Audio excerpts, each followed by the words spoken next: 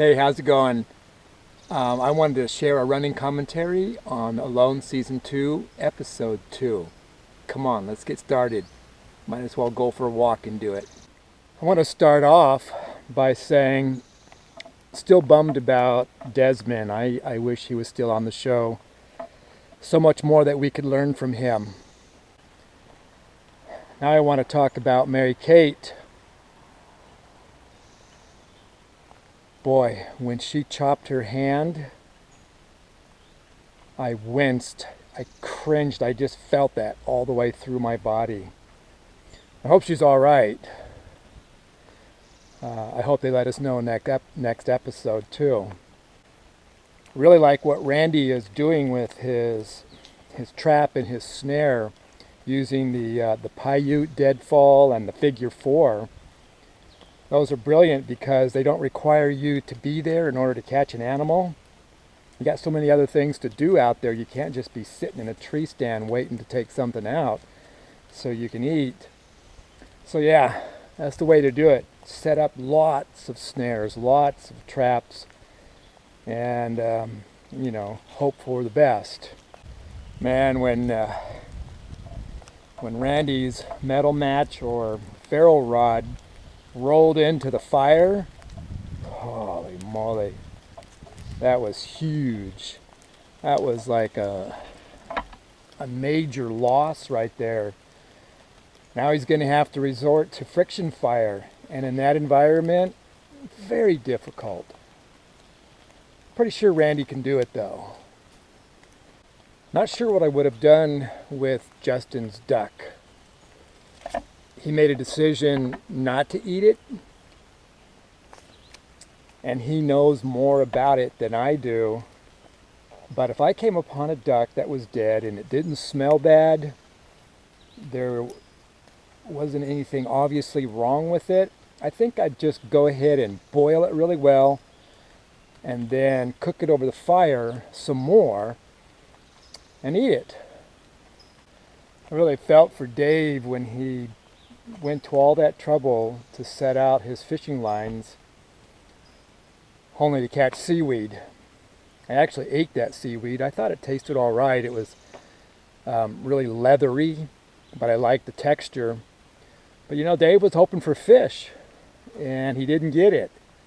And he was losing hooks, but you saw in the trailers where Dave actually caught a fish. And did you notice how scruffy his beard looked? There's more to Dave yet to come. So seaweed was a big part of my diet out there. I just loved reaching down, picking it up, and eating it. And the bull kelp tasted really good when it would sun dry on the rocks. It was just like potato chips. I tried duplicating that on next to the fire. Couldn't get it to work. But on those days when it was sunny enough for the seaweed to dry and it was crunchy, exactly like a potato chip, loved it. Man, catching those 3 fish in my gill net was a golden moment. And I was so excited, so happy, I'm eating like a king. and I was. Burying it in the hole in the ground, my refrigerator, turned out to be a good thing. It would have kept probably for a week. Initially, I didn't think it would. But, I didn't eat it right away because I wanted to be able to spread it out. Plus, being a vegetarian, I didn't think my stomach could handle 3 at one time. And it's just smart to not eat that much in one day, because what about tomorrow or the next day? And so I was glad that I paced myself and spread it out because it came in handy. I didn't bother cooking them after I pulled it out of the ground. Take that back, on the 3rd fish, I actually laid it out in the sun and let it get warm before I ate it. It didn't taste any better, but it was good. I've got to say, I very much enjoyed the fish. I also ate limpets whenever there weren't fish in the gill net or on a hook. And you'd have to eat about 200 of the limpets in order to feel like you were full. And they were good. You just eat them raw, kind of like oysters on a half shell. And I enjoyed doing that. It was kind of like sitting around eating sunflower seeds or pistachios. So a little more about the orphanage. You know, poor mom and dad back in the day, you know, in the 60s, they just weren't prepared for children. They made the tough decision to get divorced. Apparently they weren't ready for marriage either. And then they gave us up, and we were in an orphanage, Boys Town in Omaha, Nebraska. And that deal, you know, where in Christmas I didn't get presents, that stung, that hurt a lot. And, you know, the orphanage did the best they could.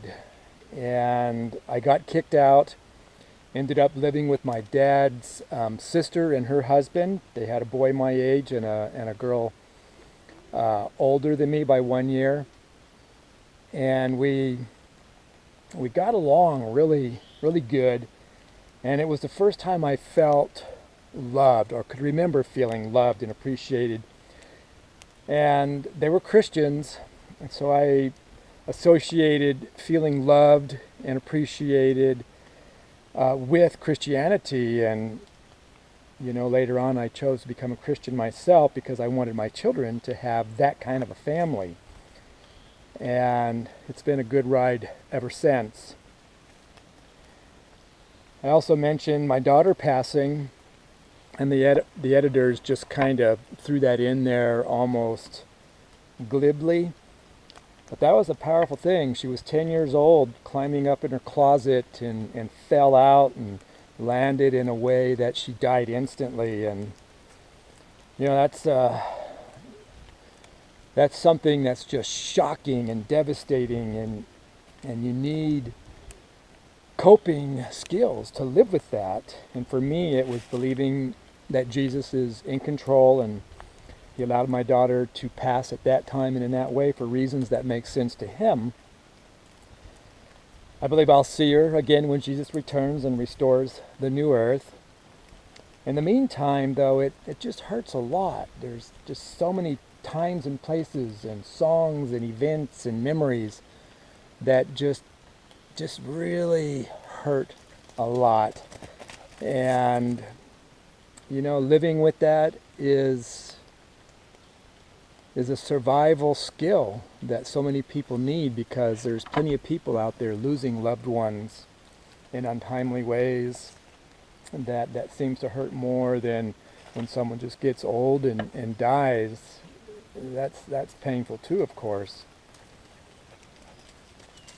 I also want to say how much I love Barbara. I'm sure you get that from the show, and I appreciate the editors making that very clear. Barbara is all the world to me. I just love her. We're newlyweds. We've been together 13 years, married, blissful, happy. We have the occasional differences, but for the most part, our life is as good as it was ever meant to be. And I missed her a lot out there. She's my best friend. We spend a lot of time together. We're full-time on our RV. And so we spend nearly every waking day and night together. And we're just living the good life. And I missed her out there. I learned to live with it. I dealt with it, as I have done in other times when I've gone out and done extended trips like this. So I just hope that my love for Barbara motivates you folks to love your loved ones even more.